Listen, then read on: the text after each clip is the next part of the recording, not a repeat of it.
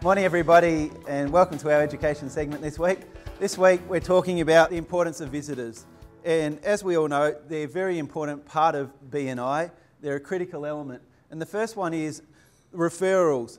It's a great opportunity to have visitors in the room so that we can promote our chapter to the visitors and our businesses to the visitors. And likewise, for us to learn a little bit more about the visitors. So that's really coming down to expanding our contact sphere and the people that work well with our businesses. And the more visitors we can get, the more opportunities there are for us to really build on our contact sphere and build great business. And of course, coming back to last week's discussion, connections.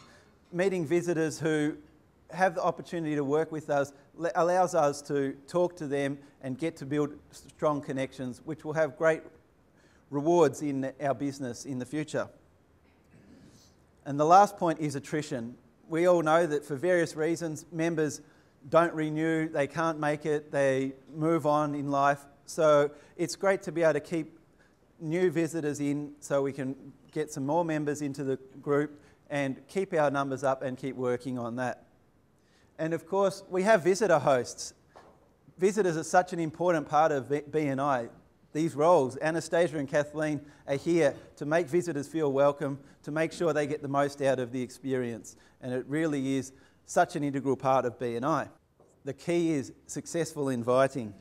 How do we do that? We all have contacts, clients, we can send out letters. There are various ways that we can get people to come and be a visitor. And we all know BNI is great for our business, but what we have to remember is that BNI may not be a familiar concept to a lot of people. I know from my experience, the first time I attended, BNI was a totally mind-blowing experience. So often it's said that you should let the meeting sell BNI.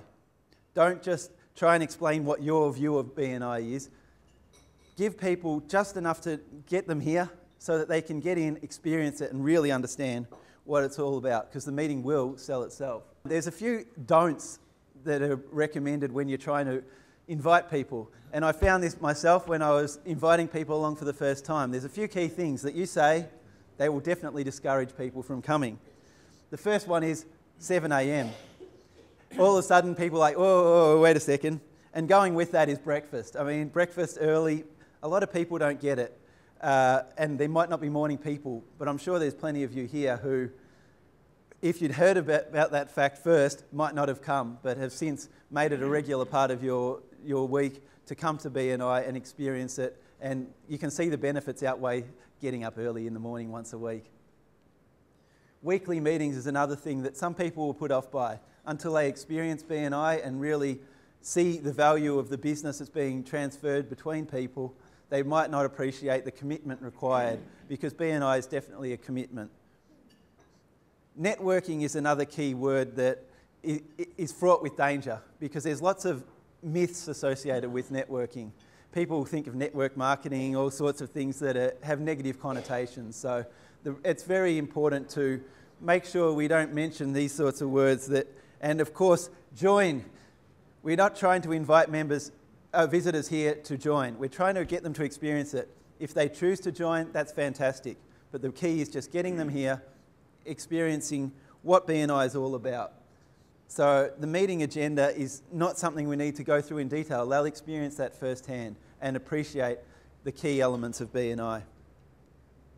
So what could you say? An example here is to say, John, I'm working with a group of local businesses who are looking for a plumber to give their business to. Would you be interested in coming along to meet my colleagues?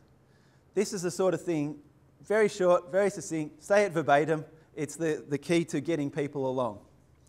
And of course, a discussion may ensue and you may have to elaborate. You may have to mention some of those previously discouraged words, but it's about the way you approach it.